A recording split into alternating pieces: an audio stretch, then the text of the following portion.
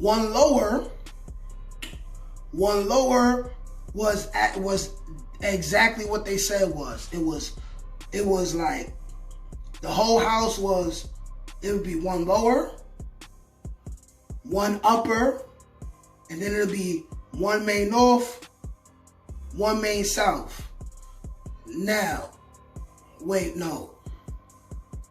It'd be one main, and then if you go downstairs, it would be one lower, and if you went upstairs, 2 flights, it'd be one upper. Now, at the time, one main, which was also called one main House of Pain, but it was the real House of Pain because this area was for all the really high certification dudes. Like, I guess the dudes who really got into the most trouble, the most gang affiliated, you know, the most fights, the most serious shit. So it was very YG heavy, which is a street gang from the Bronx. If you know, you know. Not going into detail. It was very blood heavy, which is a very known street gang. Not going into details. If you know, you know. Now, I remember being at one lower, and you could actually hear cells getting buzzed open because the COs had like a control panel where they pressed a button and a specific cell would open up. So I remember waking up early in the morning from a floor down from one main, hearing cells buzz open, hearing people run into people's cells and just start beating their ass, trying to make them with it. With it means you come, they have a certain hierarchy, and if you come in there trying to disturb the hierarchy and you're not gonna let people extort you, and at the same time they don't know you, you don't have a well-known, respected name, the COs, so they won't have to deal with any paperwork or anything like that, they would buzz people's cells open and let the people who they allowed to run the house run up in your cell and basically beat your ass. So they had this thing called the chicken wing, where it was really like the full Nelson, where one dude would grab you, lock onto your arms would be out like that, he'll lock onto your arms, and he'll also lock onto your legs and then fall back on your bed, and then whoever else was in there would just, boom, pound on your chest, punch you in your face, like literally beat the shit out you. I've never had to deal with that. I've never went there, and honestly, I wouldn't be here making this video right now, because if niggas would have did that to me, I would have killed their ass. It's straight like that. I'd have made some type of shank, or niggas would have got a pencil, a knife to the eye, to the throat, and that's on me. Like, I never experienced that, luckily. But you know, there's stories going around where people who went there, you know, they'll get their ass beat and then they'll try to take a piss and they'll be pissing blood and shit. Like it was for real, like it was serious. But moving on, like I said, I still remember to this day, I could still hear it in my head. Just people getting their ass beat and they just screaming, CO, CO, help me. CO's not coming because they're the ones who buzzed your cell open. You know, like they literally did this like often. Like whenever new people came in and either they'll beat you till they get tired of beating on you, or you could just say you with it. And you gonna let them do whatever they want. You're not gonna cause any drama. You're not going, you know what I'm saying? You just gonna let niggas extort you, and then you won't get beat for that long.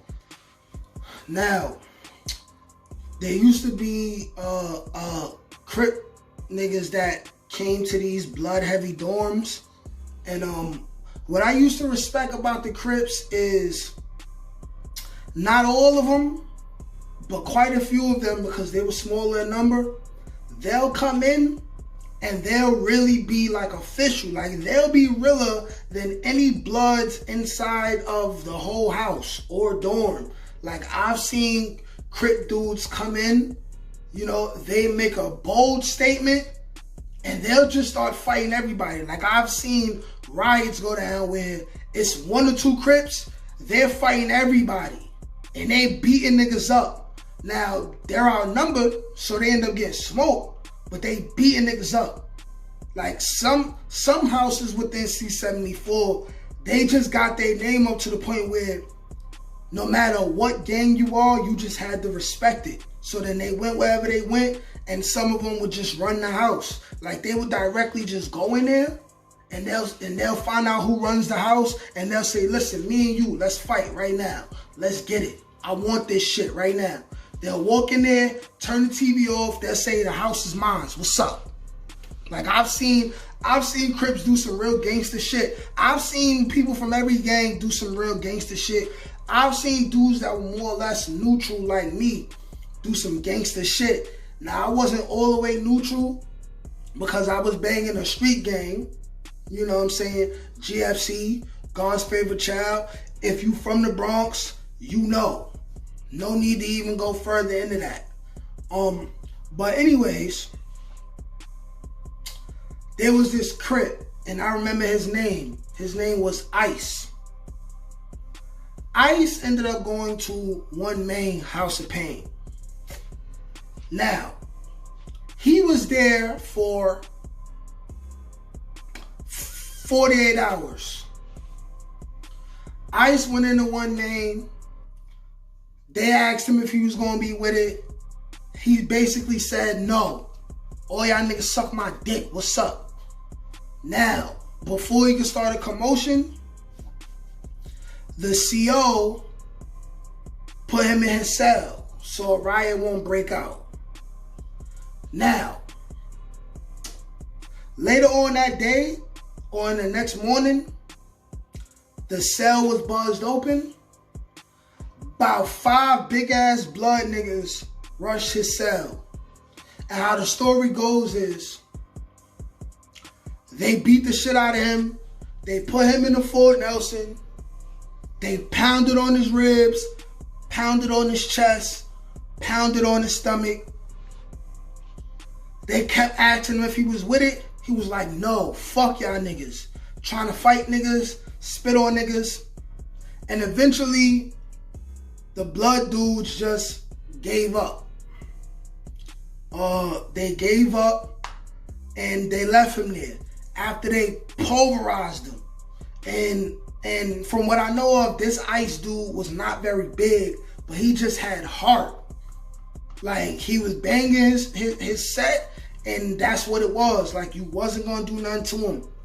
Now, the CO left him in his cell, left him alone.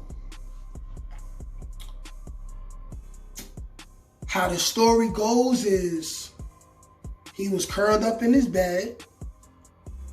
He didn't ask to go see a doctor. He didn't try to tell on the CO. He didn't try to tell on nobody. He didn't try to get help.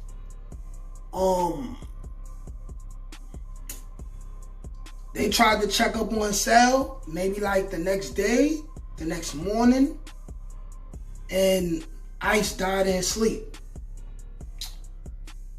When the autopsy report came in, his lungs collapsed. His lungs collapsed and he suffered internal bleeding. And he basically died right there in his cell. Just for being official. This was a big thing. This was 2009. This was a big thing. The CO got arrested. I don't know what happened after that. But I know all the dudes involved, the blood dudes involved, they kicked them out of Rikers Island. They all had murder charges. And from what I remember, I believe they all just ended up telling on each other, including the CO. They all pointed the finger at each other. I don't know. The CO might have got off. I'm really not sure. Maybe he just got fired. You know how it be when you a cop or you a CO. Them niggas do the most foul shit and they get off. But I know for a fact, them other dudes, niggas got like 7 to life, all type of other stuff. And it was a tragic situation. There was a lot of back and forth blood and crip stuff going on after that. You know, as far as beef and riots and stuff like that I'm not gonna get into. But that was the most tragic and most crazy thing that happened while I was on Rikers Island. I'm gonna say rest in peace, Ice. He was a real one. I never met him, didn't know him. I seen him a couple times around. He kept it G to the end. And you know, he died for it. And that's unfortunate. 12 years later, I send my condolences to his family. Rikers Island Stories.